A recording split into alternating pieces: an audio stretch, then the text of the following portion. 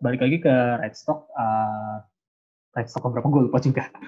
Jadi di Redstock kali ini gue nggak sendirian karena gue ditemani dua tokoh aktivis muda, progresif, dan sangat-sangat pokoknya banget lah. Kali ini gue nggak sendirian karena pertama ada public defendernya LBHM, ada Joshua Octavian atau biasa dipanggil Jojo. Ini ada Fatia dari Kontras, dia sekarang jadi direktur jadi direktur Kontras, sebelumnya jadi kepala advokasi internasional Kontras. Oke. Jadi mungkin itu ya sedikit perkenalan terkait pembicara. Mungkin gue langsung masuk ke nggak sesi sih, kayak kita mau ngobrolin seputar isu penyiksaan terhadap terpidana mati. Mungkin gue mau mulai dari Fatia dulu. Fatia, menurut lu dari pandangan Kontras, praktik penyiksaan ini kondisinya di dunia dan Indonesia tuh kayak gimana sih? Kalau dari di dunia udah pasti sebenarnya cuman ada beberapa negara doang, khususnya di Asia ya, beberapa negara aja yang punya aturan spesifik dari turunannya CAT gitu buat anti penyiksaan ataupun sudah dikriminalisasi gitu. Kalau misalkan ada aparat negara yang melakukan penyiksaan gitu terhadap masyarakat sipil. Nah, di Asia tuh, kalau di Asia Tenggara sama Asia Selatan yang kita bisa bilang situasi hak asasi manusianya masih sangat berbeda lah dengan negara-negara maju yang lainnya gitu, yang udah lebih progresif dalam melindungi hak asasi manusia dari catatan kita. Dan karena Kontras juga tergabung di Asia Alliance Against Torture, nah itu tuh kita punya common issue bahwa memang penyiksaan di Asia itu masih belum menjadi salah satu hal yang diproteksi oleh negara gitu loh, bahwa negara tuh masih belum punya sebuah concern terkait soal isu-isu penyiksaan gitu ya. Nah, terbaru tuh sebenarnya kalau di sektor ranah-ranah global, bahkan isu penyiksaan itu sudah berkembang nggak cuma penyiksaan fisik, tapi juga penyiksaan secara psikis yang itu dilakukan melalui cyber torture atau penyiksaan siber. Jadi kemarin di sebelum Hari Anti Penyiksaan, itu pelapor khusus PBB terkait isu penyiksaan itu ngeluarin terminologi baru soal penyiksaan siber. Karena banyak ditemuin orang-orang yang di doxing, yang di phishing, dan lain sebagainya, penyerangan-penyerangan lewat ranah-ranah digital, itu dilakukan dan akhirnya menyebabkan kerusakan secara psikis terhadap orang yang menjadi korban gitu. Nah, di Indonesia sendiri ada beberapa kasus-kasus penyiksaan siber, kayak misalkan kasus-kasus penyerangan kayak ke Pak Robert, terus udah gitu ada juga yang dilakukan ke Raffio Patra dan lain sebagainya. Nah, bicara lagi soal Indonesia seperti yang kita tahu lah, nggak ada tuh namanya nomenklatur penyiksaan merupakan tindak pidana gitu kan. Kita tahu itu semua, setiap ada kasus penyiksaan itu dikenakannya bukan pasal penyiksaan tapi pasal penganiayaan. Ntar gue dikoreksi ya Jo kalau misalkan ngomong hukumnya salah, mohon maaf, bukan anak hukum ya kan, tapi dari pengalaman selama bekerja di Kontras, memang yang menyulitkan kasus-kasus penyiksaan adalah karena penyiksaan itu sendiri nggak masuk ke dalam KUHP karena tidak ada nomenklatur soal penyiksaan, tapi adanya penganiayaan. Jadi polisi sebagai pelaku dominan penyiksaan ini tidak pernah dibawa ke ranah pidana, paling banter mereka cuman dikenain sanksi etik ataupun ditransfer atau dipecat kayak gitu. Jadi nggak ada sanksi pidananya atau hukuman penjaranya gitu. Dan itu yang sebenarnya paling mencolok lah dari kasus-kasus penyiksaan yang ada di Indonesia. Karena nggak ada aturan ya, walaupun udah ratifikasi konvensi anti penyiksaan gitu. Tadi udah sempat dimention terkait aturan. Sebenarnya ini bakal gue tanyain, tapi sebelum ke sana, gue mau nanya terkait angka yang dimiliki Kontras. Kalau dari Fatia sendiri, angka penyiksaan itu sekarang berapa banyak sih di Indonesia? Mungkin boleh spesifik ke terpidana mati, mungkin ada berapa korban yang penyiksaan? Iya, kalau ke terpidana mati sebenarnya jadi Kontras itu dalam setiap tahunnya kan ngeluarin angka apa namanya laporan penyiksaan ya, praktik penyiksaan di Indonesia. Secara spesifik kepada terpidana mati sebenarnya nggak ada gitu, tapi kita merangkum secara umum gitu bagaimana praktik-praktik penyiksaan yang terjadi di lapas-lapas ataupun di pusat-pusat tempat penahanan. Nah, sebenarnya yang paling banyak dilakukan penyiksaan itu adalah pada proses investigasi oleh polisi. Ada beberapa contoh kasusnya, waktu kasusnya Yusman, kasusnya Rasula, dan hampir semua dampingan Kontras, orang-orang yang terjerat pidana mati, itu pasti pernah mengalami kasus penyiksaan, kayak gitu. Jadi kalau misalkan mau dibilang ada berapa, sebenarnya data spesifiknya kalau untuk khusus soal terpidana mati nggak ada, tapi secara umum pada warga binaan itu ada sekitar 12-an kasus tahun ini yang dilakukan oleh sipir penjara ataupun oleh polisi. Itu ada sekitar 50-an kasus, jadi didominasi memang oleh polisi sebenarnya pada proses investigasi ataupun penyelidikan. Nah, gue bakal lempar ke Bang Jo sekarang, karena si Fatia tadi udah ngomongin tentang aparat kepolisian yang banyak melakukan tindakan penyiksaan. Nah, Bang Jo, lu kan sebagai public defender atau lawyer yang sudah pernah mendampingi terpidana mati, mungkin bisa menceritakan pengalamannya ketika mendampingi klien, atau bahkan juga mendengar cerita dari klien terkait proses-proses unfair trial kayak penyiksaan yang terjadi di kepolisian. Silakan Bang Jo. Oke. Koreksi aja, sebenarnya bukan public defender, coy. Public enemy. Jadi beberapa orang udah menganggap kita sebagai public enemy. Karena berisik lah. Oke, terkait penyiksaan ya, yang LBHM dampingi. Saya coba mulai di kasus yang kecil-kecil dulu. Di tahun 2018 itu LBHM pernah ngedampingin 2 orang pekerja rumah tangga. Dia berangkat kerja ke Jakarta dari Bogor, wilayah Kemang. Ketika sampai di wilayah Bogor jam 5 subuh, dia diduga sebagai begal. Lalu dia dipukuli oleh warga sekitar 50, bonyok-bonyok, bengep, dibawa ke Polsek Kemang saat itu. Di Polsek Kemang juga sama, melakukan hal yang sama, dipukuli lagi, bahkan pengakuan dari klien saat itu uangnya dirampas Rp100.000. Dia ngadu kepada LBHM mencoba melaporkan perbuatan tersebut ke Propam Polres Bogor. Hasilnya nihil, hasilnya tidak ditemukan pelanggaran.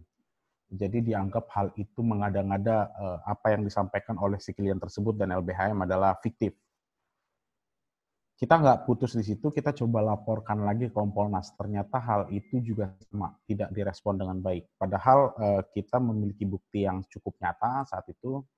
Kita meminta si klien untuk melakukan pemeriksaan medis ke salah satu rumah sakit swasta, ditemukan terjadi luka yang cukup parah di kuping dan di otaknya dia. Ada kasus di luar LBHM, saat itu ada terpidana mati bernama Pak Christian. Kita tahu waktu itu kasusnya cukup ramai karena dia dipaksa, dia disiksa oleh anggota kepolisian untuk mengakui ke seluruh jumlah barang bukti yang ada di perkara tersebut. Namun karena si korban ini tidak mau, dalam arti dia memang tidak memiliki, statement dia terlalu sama, dia mengalami penyiksaan yang cukup parah.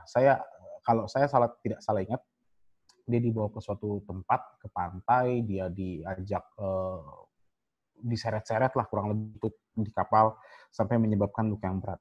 Dan penyiksaan itu sudah dilaporkan nihil juga, lalu kejadian tersebut dijadikan salah satu bukti di tingkat peninjauan kembali. Dan lagi-lagi hal itu dikatakan tidak mendasar. Mereka akan defend tidak ada penyiksaan. Pun ada penyiksaan biasanya dideklar sebagai hal yang biasalah. Itu metode yang biasalah. Padahal kita paham sendiri di konvensi saat tadi kita udah sepakat, kita termasuk negara yang ratifikasi bahwa ya kita sepakatlah kalau tidak ada penyiksaan lagi, tidak ada bentuk penyiksaan. Tapi faktanya hal yang terjadi. Melanjutkan apa kata Fatia tadi, ya pun terjadi tindak penyiksaan tersebut, hal ini tidaklah diatur di dalam suatu perbuatan pidana. Lagi-lagi karena hal ini hanya mengatur lingkupnya hanya di dalam wilayah Perkap, peraturan kepolisian dan lain-lain. Jadi hal ini biasanya diselesaikan secara etik, bukan secara pidana. Saya sendiri sampai hari ini belum mendengar ada salah satu anggota polisi dipecat ketika dia melakukan penyiksaan terbukti. Karena nggak usah sampai pemecatan, terbukti saja sudah jarang gitu. Di LBHM secara internal, di tahun 2017, kita itu dampingi salah satu terpidana mati bernama Santa, yang mana dia mengalami penyiksaan ketika ditangkap dan melewati proses penyidikan. Itu jelas juga, itu nyata juga, ada buktinya, dan bahkan kita mencoba memanggil pihak dokter luar untuk memeriksa hal itu. Hasilnya lagi-lagi sama, tidak ditemukan bukti, tidak, ya mungkin mereka mengasumsikan bukti tidak terang, tidak terlihat dengan jelas bagaimana hal ini terjadi. Itu dia kenapa masyarakat akhirnya malas, mungkin dalam arti gini, hal penyiksaan dianggap lumrah. Saya melihat efeknya karena itu. Percuma mengadu kalau pada akhirnya hasilnya seperti ini. Capek mengadu, oh segini Raka, sekedar informasi ya, melaporkan penyiksaan itu serem loh, serius. Ketika kita masuk ke ruang propam, ke unit paminal itu diperiksa serem loh, serius. Karena saya waktu itu ngedampingin itu, wah serem sekali pertanyaannya dan lain-lain. Tapi ketika keluar hasilnya, saya lihat, wah ini cepat sekali ya. Padahal dulu waktu diperiksa tegang, keringetan kita, pertanyaan sulit gitu, penekanannya tinggi. Anda bisa bertanggung jawab atas keterangan ini enggak? Iya. Udah capek-capek bersumpah, udah capek-capek ini ternyata hasilnya, aduh. Itulah mungkin sedikit ini dulu lah, intro dari saya terkait gambaran penyiksaan di kepolisian. Ini cukup menarik sih kalau tadi Bang Jun jelasin bagaimana metode mereka, dalam tanda kutip polisi melakukan integrasi ke tersangka ya. Kebetulan gue ada pertanyaan juga ini buat Fathia, masih nyambung dengan apa yang Bang Jo jelasin. Jadi kita publik pun nggak tahu nih metode interogasi pemeriksaan mereka tuh seperti apa. Itu sebenarnya ada peraturan nggak sih yang menjelaskan tata cara pemeriksaan yang benar seperti apa? Karena kalau gue merujuk ke peraturan internasional, itu ada peraturan di mana di dalam resolusi sidang umum PBB tahun 1944 di pasal 11 itu ada tentang peraturan di mana setiap negara harus melakukan evaluasi atau monitoring terhadap metode investigasi ataupun pemeriksaan yang dilakukan oleh aparat penegak hukum. Nah, di Indonesia sudah dipraktikkan belum sih? Kalau misalkan berdasarkan dari undang-undang nasionalnya, mungkin nanti Jojo bisa nambahin ya. Tapi kalau misalkan dari resolusi umum itu, kita tahu bahwa yang dijadikan oleh pemerintah Indonesia sebagai rujukan untuk proses penyidikan atau penyelidikan, terus udah gitu juga soal tata cara ekstraksi informasi dari tersangka, itu hanya merujuk kepada standar HAM internasional yang sudah diratifikasi oleh Indonesia kayak gitu. Bahkan sebenarnya dari ratifikasi CAT aja itu tuh juga sangat problematik karena beberapa hal ataupun beberapa pasal yang diekstraksi ke dalam diadopsi ke dalam undang-undang nasional itu sebenarnya tidak semuanya secara utuh gitu diaplikasikan ke dalam tatanan regulasi di Indonesia gitu. Makanya dari awal sebenarnya kenapa penyiksaan ini menjadi sesuatu yang sangat sulit karena Indonesia nggak reserve semua pasal dalam CAT gitu, tapi hanya pasal-pasal tertentu saja yang di-reserve ataupun akhirnya diadopsi ke dalam regulasi nasional kayak gitu. Jadi sebenarnya di dalam KUHP juga ada aturannya terkait itu, tapi sebenarnya memang tidak berkaca pada standar internasional tadi, apalagi kalau misalkan resolusi.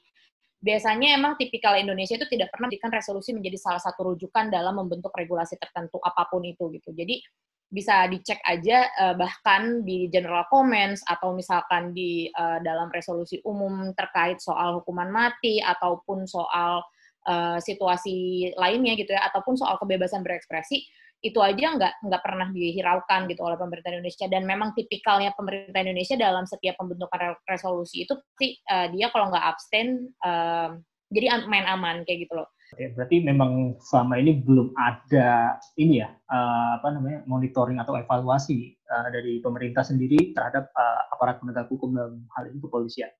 Mungkin Bang Jo bisa nambahin terkait, ada nggak sih aturan yang jelas terkait tata cara kepolisian melakukan pemeriksaan atau interogasi gitu? Kalau di wilayah kepolisian kan, di Undang-Undang Kepolisian sendiri itu mereka sudah mengatur, di Undang Kepolisian dulu ya, dia itu seolah diwajibkan untuk menghormati, menjaga nilai-nilai kesopanan, kesusilaan, menjunjung tinggi nilai hak asasi manusia. Itu di Undang-Undang Kepolisiannya sendiri sebenarnya sudah diatur. Lalu di turunan undang-undangnya kita tahu ada Perkapolri, yang mana Perkapolri itu bicara tentang standar HAM. Itu sudah diatur gimana jangan merendahkan martabat manusia, tidak melakukan kekerasan, penyiksaan, dan lain-lain. Begitu juga dengan kode etik profesi kepolisian. Jadi ada 3 peraturan setidaknya di wilayah kepolisian yang mengatur hal itu. Di KUHAP sendiri tadi Fathia sudah cerita, iya. Di pasal 52 KUHAP ada bunyi gini, tersangka dan terdakwa berhak memberikan keterangan sebebas-bebasnya, entah itu di kepolisian, penyidikan, ataupun di pengadilan. Ini menunjukkan bahwa tersangka sendiri pun, orang yang berstatus sebagai tersangka terdakwa, dia memiliki hak. Kita biasa menyebut dengan hak ingkar. Karena apa? Karena mereka tidak disumpah. Dia bebas mengutarakan apa pendapatnya. Berbohong aja itu menjadi haknya dia, itu tidak dilarang. Tujuan penyiksaan kan mencari sesuatu statement yang menguatkan atas tuduhannya. Jadi kita melihat ini sudah menjadi hal yang kontra gitu. Di satu sisi KUHAP udah mengatakan ya dia itu nggak, kalaupun dia berbohong itu nggak masalah. Ya kalian yang sebagai penyidik, kalian yang sebagai aparat penegak hukum harus mencari tahu hal itu. Ya kan, mencari alat-alat bukti lain dalam arti bagaimana untuk mengatakan tuduhan itu benar. Ya kan, tidak ada alasan kesempatan karena dia benar narkoba, tertangkap 100 kilogram, menyulitkan masyarakat seluruh Indonesia, maka dia pantas dipukuli, dan lain-lain. Nah, terkadang argumen kecil itu tersebut juga yang membangun masyarakat. Ini pandangan saya ya. Hal tersebut juga yang membangun perilaku masyarakat sehingga menganggap ya penyiksaan itu hal yang boleh dilakukan karena dia merugikan kita semua. Menarik sih, kalau gue nggak tahu, dari tadi kita selalu membicarakan polisi karena memang ternyata biangnya paling banyak di situ. Karena di tingkat paling dasar kan kalau kita tahu. Tapi mungkin ada nggak sih hal-hal terkait berbau penyiksaan terhadap terpidana mati di dalam rutan atau lapas? Ya, tadi kenapa disebut instansi tersebut ya karena apa yang diceritakan kepada kami merujuk ke mereka. Kalau tadi yang si Bogor itu dipukulin sama lurah juga saya akan sebut Pak Lurah pelaku penyiksaannya. Tapi kenyataannya kan memang terjadi oleh dari instansi tersebut. Kasus ini sebenarnya pernah beberapa yang memang kita miliki, tapi metodenya biasanya berbeda. Metode dalam hal gini. Kalau di tingkat kepolisian kan dilakukan oleh si terduga pelakunya langsung ya, karena tujuannya kan satu, mencari salah satu keterangan. Tapi di wilayah lain kita pernah nemui itu biasanya bentuknya pembiaran. Kayak di tingkat rutan itu,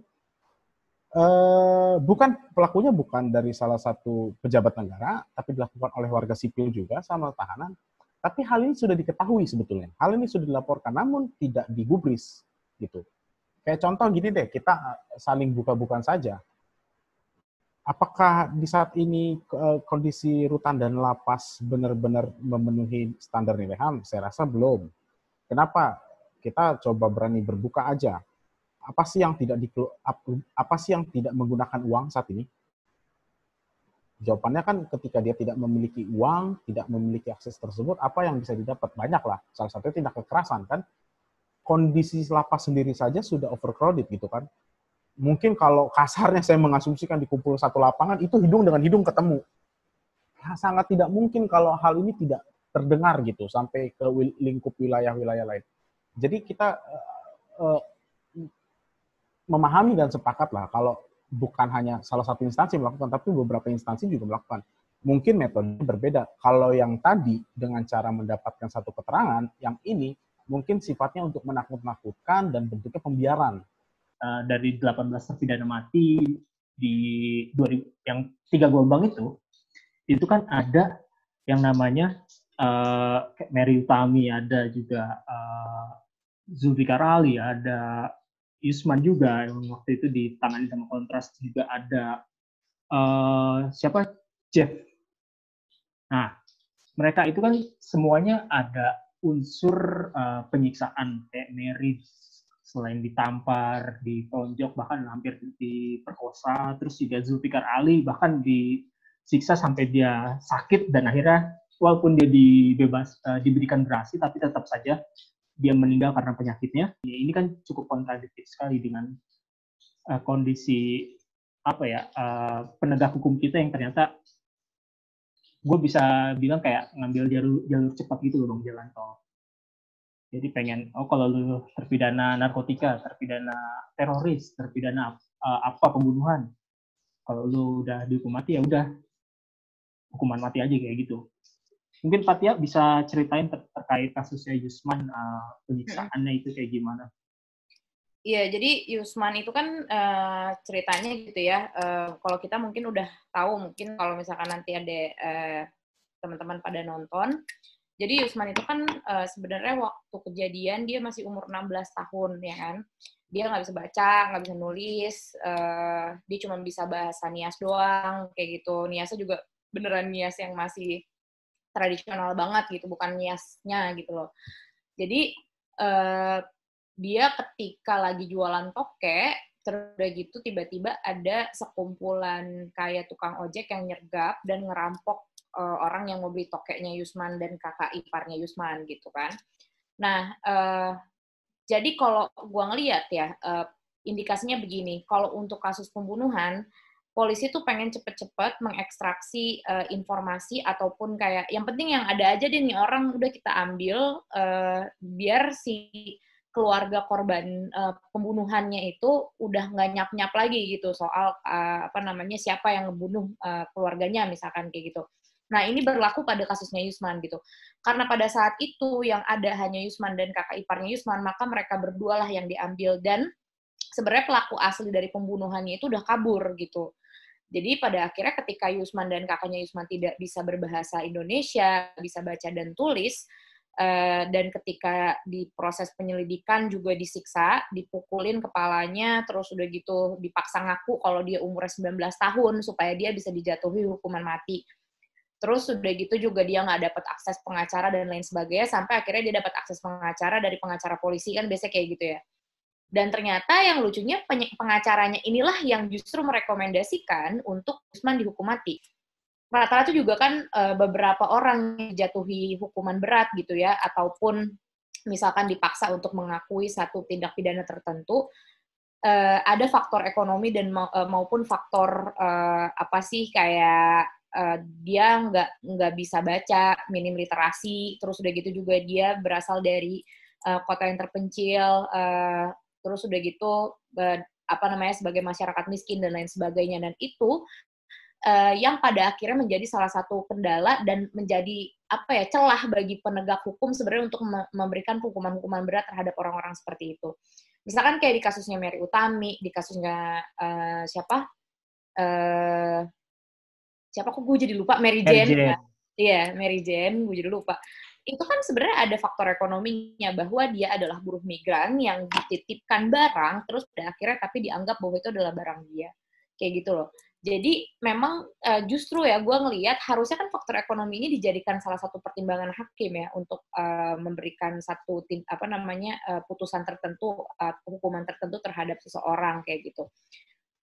Bahwa dia latar belakangnya seperti apa dan lain sebagainya, tapi itu tidak pernah dijadikan sebagai salah satu pertimbangan. Pun pada akhirnya ya udah terabas aja, udahlah jadiin ini terpidana mati aja biar cepat, semua biar cepat kayak gitu. Jadi emang semangatnya adalah semangat menghukum gitu, bukan untuk membina, tapi emang pengennya ngehukum kayak gitu. Pada akhirnya praktik-praktik penyiksaan, unfair trial itu ya kerap kali terjadi kayak gitu. Gua akan kasih pertanyaan terakhir ke masing-masing pembicara. Mungkin untuk Bang Jo dulu terkait apa yang tadi sudah dijelaskan Bang Jo sama Fatia. Mungkin menurut Bang Jo, kira-kira dari semua kejanggalan atau yang bolong dari kasus-kasus ini, kira-kira apa sih yang mesti dibenahin agar nggak ada kecolongan lagi nih, khususnya penyiksaan terhadap terpidana? Pertama gini, kalau mau bangun instrumen HAM itu harus dipahami dulu benar-benar konsep HAM-nya seperti apa. Karena gini ya, dibuat peraturan, bunyi klausanya itu memperhatikan nilai-nilai hak asasi manusia, padahal nggak paham tuh. Ini sedikit curahan hati aja ya.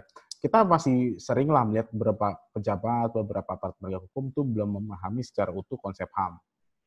Jadi dia memahami HAM itu layaknya jadi kalau makanan kamu kerebut, kamu boleh tuh ngambil makanannya dia. Jadi impas dan lain-lain. Itu pemahaman yang kayak gimana ya? Yang perlu ada, entahlah mungkin nanti Kontras melatih pejabat-pejabat atau aparat penegak hukum lah, supaya bisa memahami lagi nilai-nilai HAM dengan baik. Yang kedua itu juga, kalau saya merujuk ke beberapa kasus ya, contoh gini, jangan ada lagi lah tampilan-tampilan stigma yang tidak berdasar ya. Kayak tadi dibilang, narkoba itu membunuh, jadi siapapun melakukan tindak pidana narkoba layak itu didapat hukuman mati, dia boleh disiksa, dia boleh tidak didampingi pengacara yang dampingi kasus narkoba adalah dia juga ikut merasakan uang-uang bandar narkoba, seperti itu kan. Jadi menurut saya hal-hal seperti itu juga harus mulai dipikirkan lah kalau perbuatan tersebut berdampak luas kan. Kita hidup di Indonesia yang statusnya negara hukum, maka apapun juga hukum harus bertindak. Hukum tersebut juga harus menciptakan salah satu nilai kemanusiaan dan norma-norma HAM yang berada di sana, tidak melegalkan sesuatu hal di luar dari sana.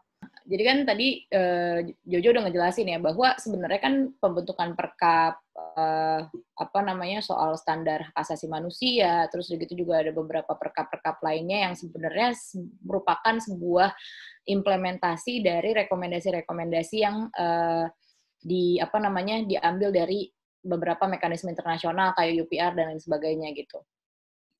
Dan bahkan mereka juga sebenarnya dapat pelatihan-pelatihan soal HAM dan lain sebagainya. Tapi gue rasa cenderung indikasinya adalah mereka melakukan semua itu, mereka membuat aturan-aturan itu hanya untuk sebagai formalitas bahwa kalau ditanya, gue udah punya kok aturannya gitu. Tapi soal implementasinya itu urusan yang lain lagi kayak gitu kan. Nah, buktinya pada urusan implementasinya itu tidak diimplementasikan secara baik gitu oleh aparat penegak hukum. Nah, kalau bicara soal standar hak asasi manusia internasional apa aja sebenarnya yang diaplikasikan oleh pemerintah Indonesia, hampir semua.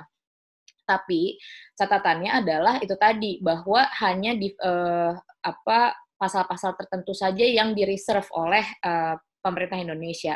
Sisanya kalau nggak di-reserve ya udah gue nggak mau ngelakuin kayak gitu loh. Misalkan itu bukan jadi kewajiban gue kayak gitu. Atau udah meratifikasi tapi tidak diadopsi ke dalam undang-undang nasional. Kayak tadi gue sepakat banget sama yang Jojo bilang. Ketika lo bilang negara Indonesia ini adalah negara hukum, berarti Indonesia juga harus menerapkan hukum-hukum HAM internasional juga, yang dimana negara-negara lain, kayak misalkan Belanda, kita kan mengacunya pada hukum-hukum Belanda gitu ya. Belanda sendiri juga udah progresif dan juga mengutamakan soal aspek-aspek hak asasi manusia juga di dalam hukum-hukumnya gitu. Jadi nggak cuma soal menghukum, tapi juga mengatur bagaimana akuntabilitas dan transparansi negara dalam menindaklanjuti tindak pidana tertentu, kayak gitu. Ketika orang-orang yang ditindak pidana, apalagi tindak pidana yang paling berat ya lewat hukuman mati, dan mereka sudah mengalami masa penahanan lebih dari 10 tahun, misalkan karena kebanyakan terpidana mati tuh udah mendekam di penjara lebih dari 10 tahun, mereka nggak ngerti juga, mereka juga udah lupa kali ini orang tuh dulu pernah ngapain, ataupun mereka juga nggak peduli apa nasib orang ini sekarang, kayak gitu. Jadi emang karena doktrinnya ke publik itu sendiri bahwa kita harus menghukum orang yang melakukan tindak pidana tertentu secara berat kayak gitu, pada akhirnya publik pun sepakat dengan itu gitu. Jadi semangatnya adalah selalu menghukum.